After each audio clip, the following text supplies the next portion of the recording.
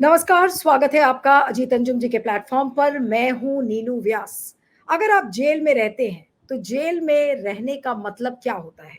Jail में रहने का मतलब यह है कि जो आपको सज़ा मिली है, उस सज़ा को काटिए। लेकिन अगर कोई इमरजेंसी आए, तो जेल के मैनुअल, जेल के जो नियम हैं, वो आपको फरलो देते हैं या तो आपको पैरोल मिलती है। और पैरोल के लिए आपको राज्य सरकार से अनुमति चाहिए।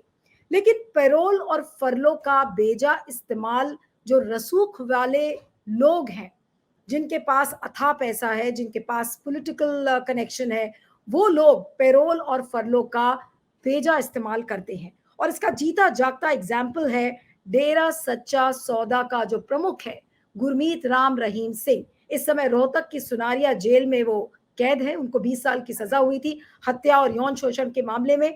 20 साल की ये सजा थी, लेकिन उनका ट्रैक रिकॉर्ड ये है कि उनके पास जब मर्जी होती है तब उनको या तो पैरोल मिल जाती है, तब जब भी होता है तो उनको वो फरलो मिल जाती है। इस बार पहली बार ऐसा हुआ है कि देश में आम चुनाव हुए हैं और आम चुनाव के आसपास भी गुरमीत राम रहीम सिंह ने पैरोल मांगी थी। उन्होंने ये भी कहा था कि मैं 14 दिन का पैरोल का हकदार हूं, लेकिन उस समय पंजाब और हरियाणा हाईकोर्ट ने उनको पैरोल नहीं दिया। और ये इसीलिए पहली बार हुआ है कि जब लोकसभा के चुनाव हुए हैं, ये चुनाव में गुरमीत राम रहीम सिंह आसपास नहीं दिखे। अब गुरमीत राम रहीम सिंह के लाखों फॉलोअर्स हैं, उनके लाखों जो अनुयायी हैं, और वो एक बड़ा वोट बैंक भी माने जाते हैं। और इसी की वजह से राजनीतिक जो दल हैं, चाहे वो बीजेपी खासकर तो बाकी जितने भी राजनीतिक दल हैं, उनके फॉलोअर्स की वजह से, क्योंकि वो एक बड़ा वोट बैंक है, तो उनके ऊपर ढिलाई बरती जाती है और इसीलिए राज्य सरकार उनको आराम से पैरोल की अनुमति भी दे देती है। अब क्या हुआ है, अभी हाल में ये खबर आई है, और ये आज ही की खबर है, कुछ देर पहले की खबर है, कि गुरमीत राम रहीम सिंह ने एक फरलो याचिका दायर की है। और उस फरलो याचिका में लॉजिक आप सुनिए, कितना बेबुनियाद सा लॉजिक है। उन्होंने ये कहा है कि उनको फरलो इसलिए चाहिए क्योंकि डेरा सच्चा सौदा का एक कार्यक्रम है जिसमें कि बहुत सारे लोग आएंगे, हजारों की संख्या में, इसलिए उनका उस कार्यक्रम को अटेंड करना जरूरी है। अब ये जो फरलो याचिका है, वो उन्होंने पंजाब हरियाणा हाई कोर्ट में लगाई है और 21 दिन की उन्होंने फरलो मांगी थी। और इसे लेकर ये अर्जी लग चुकी है। और उन्होंने अपनी याचिका में यही कहा है कि इसी महीने यानी कि जून के महीने में ही ये सच्चा सौदा का कार्यक्रम है जिसमें कि उन्हें शामिल होना था। लेकिन इसके जवाब में पंजाब हरियाणा हाईकोर्ट ने क्या कहा है, ये बहुत इंटरेस्टिंग है, मैं पढ़ के आपको बताती हूँ। उसके बदले में पंजाब हरियाणा हाईकोर्ट ने अपनी नाराजगी भरे लहजे में ये कहा है कि पहले कार्यक्रम रख लेते हो, फिर कोर्ट में आकर याचिका लगा इसमें शामिल होने का दबाव डालते हो। अब ये पूरा मामला एक्टिंग चीफ जस्टिस की बेंच में है, ये अर्जी भी वहीं गई हुई थी, इसीलिए अब इस पर 2 जुलाई को सुनवाई होगी। यानी कि जो राहत डेरा सच्चा सौदा के प्रमुख गुरमीत राम रहीम सिंह चाह रहे थे कि उनको इस बार अपने कार्यक्रम में जाने की अनुमति मिल जाएगी, तो कोर्ट ने एक सख्त रवैया अपनाया है। और जैसा मैंने आपको कहा था कि अभी लोकसभा चुनाव के पहले भी उन्होंने 14 दिन की फरलो का हकदार उन्होंने अपने आप को बताया था, लेकिन कोर्ट ने इसको अनुमति नहीं दी थी। लेकिन इनका ट्रैक रिकॉर्ड गुरमीत राम रहीम सिंह का क्या है, और उससे आपको यह अंदाजा लगेगा कि गुरमीत राम रहीम सिंह एक धार्मिक गुरु अपने आप को मानते हैं, जिनकी हजारों लाखों फॉलोअर्स हैं। और वो उसी बात का फायदा उठाते हैं, और उसी बात का फायदा उठाते हुए कभी उन्होंने अपने पर्सनल रीजन दिए हैं, कभी कोई एक्सक्यूज साइट किया है, और उस बेसिस पर इन्होंने कितनी बार पैरोल और ये फरलो पे गए हैं, उसका एक ट्रैक रिकॉर्ड है। मैं आपको इसके ग्राफिक प्लेट पर आप देखेंगे आपके सामने कि जो गुरमीत राम रहीम ने अब तक 9 बार पैरोल और फरलो मिली है, 9 बार। अब आप ये देखते जाइए कब कब।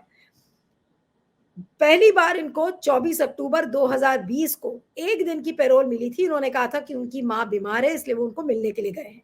दूसरी बार 21 मई को 2021 को एक दिन की पैरोल मिली थी, और राम रहीम की मां दोबारा से बीमार हुई थी, तो वो उनको मिलने के लिए गए थे। तीसरी बार 7 फरवरी 2022 को 21 दिनों की पैरोल मिली थी। चौथी बार जून 2022 में 1 महीने की पैरोल मिली थी, 1 महीने की। उसके बाद पांचवी बार अक्टूबर 2022 में 40 दिनों की फरलो मिली थी। छठी बार 21 जनवरी 2023 को 40 दिन की पैरोल मिली थी। सातवीं बार 20 जुलाई 2023 को 30 दिन की पैरोल मिली थी। और 8वीं बार नवंबर 2023 में 29 दिन की फरलो मिली थी और 9वीं बार 19 जनवरी 2024 को 50 दिन की फरलो मिली थी। यानी कि इसी साल 19 फरवरी को उनको 50 दिन की फरलो मिल चुकी है और अब वो फिर वो जेल से बाहर आना चाहते हैं। क्यों? क्योंकि उनके डेरा सच्चा सौदा का ये कार्यक्रम है। अब हाईकोर्ट ने क्या कहा है? हाईकोर्ट ने बिल्कुल इसमें कड़े निर्देश दे दिए हैं। हाईकोर्ट ने राम रहीम की अर्जी पर एसजीपीसी यानी कि शिरोमणि गुरुद्वारा प्रबंधक कमेटी सहित हरियाणा सरकार को नोटिस जारी किया है और उनसे भी जवाब मांगा है, क्योंकि किसी भी पैरोल या फरलो के लिए सरकार की अनुमति चाहिए और गुरुद्वारा प्रबंधक कमेटी ने इसको लेकर विरोध किया था, इसलिए उनको भी एक नोटिस मिला है, उनको भी एक नोटिस भेजा गया है। साथ ही उन्होंने ये कहा है कि जुलाई में जब छुट्टियां खत्म हो जाएंगी तो एक्टिंग चीफ जस्टिस की बेंच ही इस अर्जी पर सुनवाई करेगी। अब हरियाणा सरकार ने हाईकोर्ट में दाखिल अपने जवाब में बताया है कि जो डेरा मुखी की जो एप्लीकेशन आई है, लेकिन अभी तक इस पर कोई निर्णय नहीं लिया गया है। हाईकोर्ट के आदेश के बाद ही निर्णय लिया जाएगा। इसके बाद 2 जुलाई को सुनवाई होगी।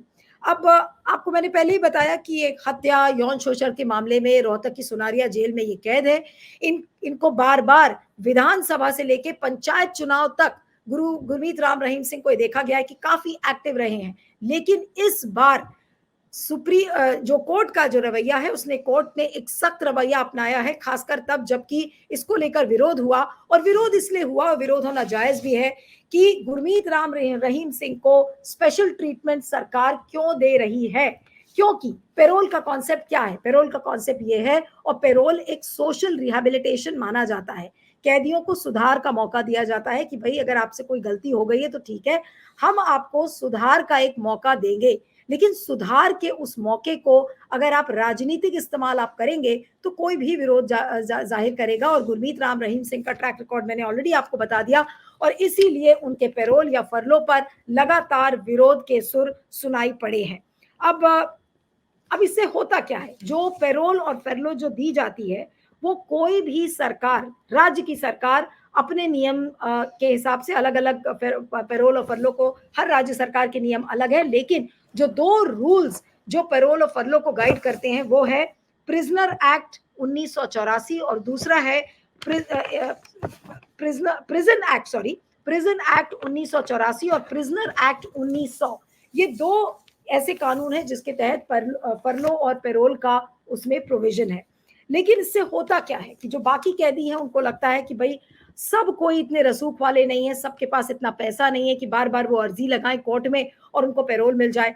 कितने कैदी तो ऐसे हैं कि वो पेरोल की याचिका लगाते हैं लेकिन उनकी याचिका पर कोई सुनवाई नहीं करता है।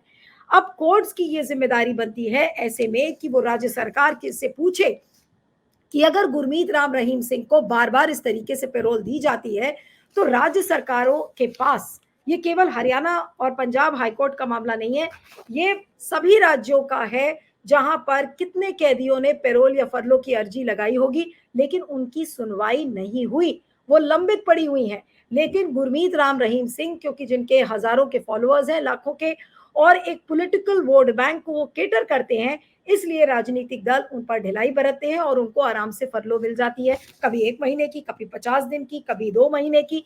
तो ये पेरोल जो कि एक सोशल रिहैबिलिटेशन का टूल है, ये उसका बेजा इस्तेमाल है।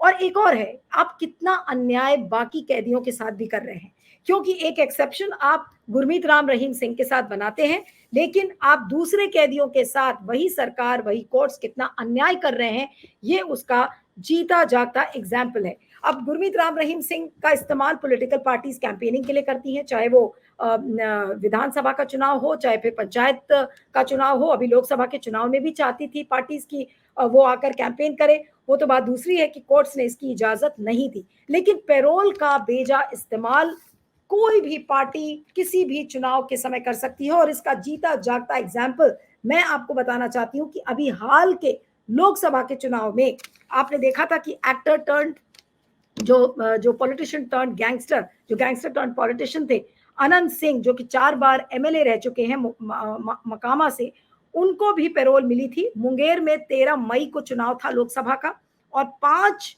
मई को उनको पेरोल मिली है, उनको छोड़ दिया गया है और बेऊर सेंट्रल जेल में वो कैद थे, वहां से उनको छोड़ा गया था, क्योंकि चुनाव था, वहां से वो 4 टाइम के एमएलए रह चुके हैं, तो जाहिर सी बात है कि वो वहां के चुनाव में प्रभाव डाल सकते हैं। तो किस तरीके से राजनीतिक पार्टियां पेरोल का बेजा इस्तेमाल करती हैं, इसी तरह से गुजरात के जो राइट विक्टिम्स थे, गुजरात के दंगों के जो अक्यूज थे, उनको पेरोल के एग्जाम्पल्स हैं। तो इस तरीके से राज्य सरकारें पेरोल का बेजा इस्तेमाल करती आई हैं, लेकिन आप बाकी कैदियों के साथ कितना बड़ा अन्याय कर रहे हैं, ये सोचने वाली बात है। और पेरोल पर अब कोर्ट्स को शायद, मुझे ऐसा लगता है कि सारी राज्य सरकारों से एक लिस्ट मांगनी चाहिए कि कितने कैदी ऐसे हैं जिनकी पेरोल की जो याचिका है वो पेंडिंग है, लंबित है, जिन पर सुनवाई नहीं हुई है, और कितने बार राम रहीम सिंह को, आपको मैंने बताया कि किस तरीके से उनको कितनी बार पेरोल मिल चुकी है।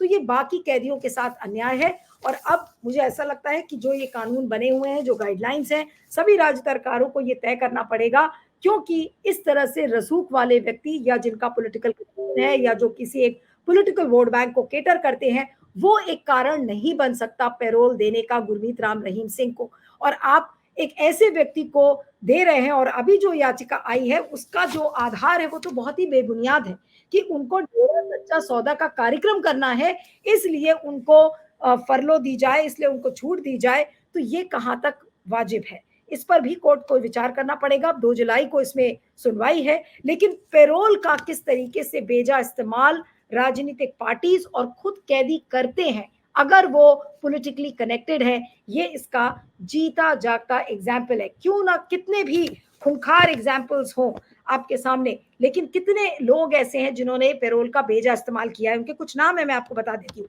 मनु शर्मा, बीबी जागीर कौर, बीती मोहंती, ये तमाम लोगों, वो लोग हैं जो कि अमीर है, इनके पास रियासत है, इनके पास सारा धन दौलत है, और आराम से पेरोल पर छूटकर ये ऐशो आराम करते हैं। क्यों? क्योंकि वहां की राज्य सरकारें वो पॉलिटिकली वेल कनेक्टेड है और उनको आराम से छोड़ दिया जाता है। तो एक ऐसे समय में जब हम ह्यूमन राइट्स की बात करते हैं, एक सोशल रिहैबिलिटेशन टूल की बात करते हैं, तो कैदियों को छोड़ा जाए, लेकिन जो रिफॉर्मेटरी मेजर्स कोई भी राज्य सरकार उठा रही है, उसको ये इंश्योर करना पड़ेगा, कोर्ट्स को ये इंश्योर करना पड़ेगा कि वो एक राजनीतिक टूल ना बन जाए। और पेरोल और फरलो ऐसा लगने लगा है कि अब ये राजनीतिक टूल है, और या तो किसी न किसी का शौक पूरा करने के लिए या किसी न किसी की इच्छा को पूरा करने के लिए इसका इस्तेमाल किया जा रहा है। इस पर कहीं ना कहीं रोक लगनी चाहिए। देखना होगा कि 2 जुलाई को जब इस पूरी याचिका पर, फरलो याचिका पर सुनवाई होती है, एक्टिंग जो वहां के चीफ जस्टिस हैं पंजाब हरियाणा हाईकोर्ट के, उनकी बेंच के सामने ये मामला है, और जो नोटिस एसजीपीसी और राज्य सरकार को दिया गया है, उसमें देखना होगा कि वो लोग क्या जवाब देते हैं, और वाकई में इनकी सुनवाई होती है या नहीं होती। लेकिन फिलहाल गुरमीत राम रहीम सिंह को एक और धक्का, कि इसी महीने वो चाहते थे कि उनका कार्यक्रम जो उन्होंने ऑर्गेनाइज किया है वो अटेंड करें,